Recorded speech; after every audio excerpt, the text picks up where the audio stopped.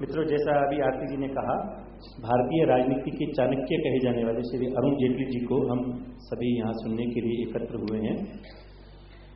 Election strategy के लिए जाने जाते हैं, चुनावी रथ को कैसे विजय पथ पर लेकर जाया जा सके इसके लिए जाने जाते हैं, और देश भर के करोड़ों लोगों के और खासतौर से युवा शक्ति के प्रेरणापुंज हैं श्री अरुण जेटली जी।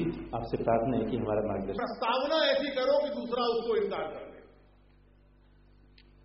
नवीन पटनायक ने भी हमारे साथ ये किया, तो लालू जी ने इनको कहा आप 3 सीट ले लीजिए, बिहार में इससे ज्यादा एक नहीं होगा। मुलायम सिंह जी शायद थोड़ी ज्यादा देने को तैयार थे। शिबू सोरेन और उनके लड़के भी इनको आगे दिखा रहे थे। उन सबका एक स्वार्थ था इनके साथ, और ये थी सरकार की मजबूती कि शिबू सोरेन को अपने कत्ल के मुकदमे में बरी होना था। एक नहीं, 2 मुकदमे थे। आज ये नैतिकता की बात कर रहे हैं, वो 2 कत्ल के मुकदमों में उन पे इल्जाम था। उसने कहा कि बड़ी अगर इस मुकदमे का मैनेजमेंट करना है तो मुझे भी एक कवच चाहिए, एक शील्ड चाहिए। लालू प्रसाद यादव को अपने भ्रष्टाचार के मुकदमे से बचने के लिए अपने और अपनी पत्नी के खिलाफ जो मुकदमा सीबीआई का था, केंद्र की सरकार की सहायता चाहिए।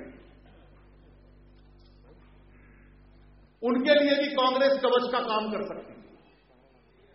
सरकारी वकील बदल दो, न्यायाधीश बदल दो, इनकम टैक्स विभाग के अधिकारी बदल दो, इस सब प्रयास से उनकी सहायता की।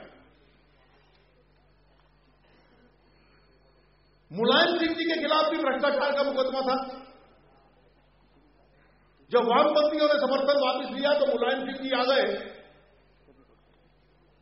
कि मैं समर्थन देने को तैयार हूं, और अमर सिंह जी ने सारी बात खोल दी। उन्होंने कहा हम तो रोज बैठते थे सीबीआई के वकीलों के साथ, सीबीआई के अधिकारियों के साथ, कोई रास्ता ढूंढिए कि सुप्रीम कोर्ट में कल पेशी होनी है, सुप्रीम कोर्ट को कैसे गुमराह किया जा सकता है।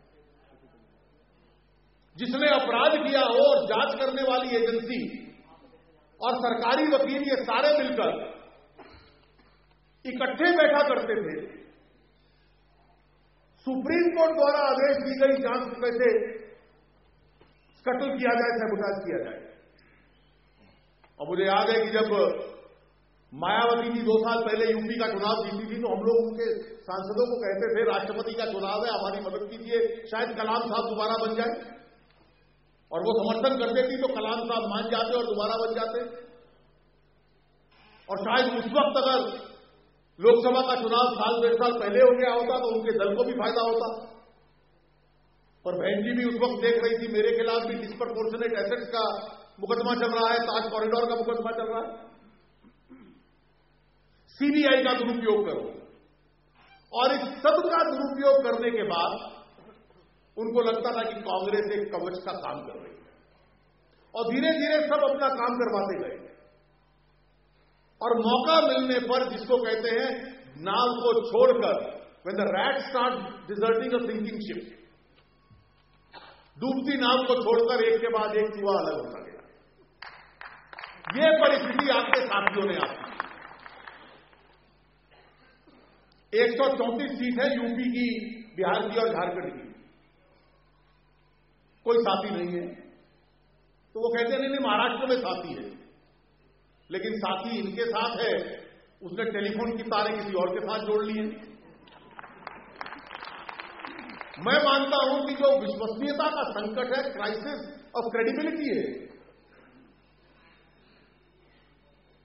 सीधे मुंह के साथ शरद जी जाकर एक दिन यूपीए की जनसभा में चले जाते हैं, एक दिन तीसरे मोर्चे में चले जाते हैं। मुझे लगता है कि उनकी विश्वसनीयता बनी रहेगी अगर चुनाव में ना जाकर आईपीएल में चले जाए। शायद उनको बार बार ये बदलना नहीं पड़ेगा कि कौन सी सभा में जाऊं। एक दिन यूपीए की मीटिंग में, एक दिन तीसरे मोर्चे की मीटिंग में।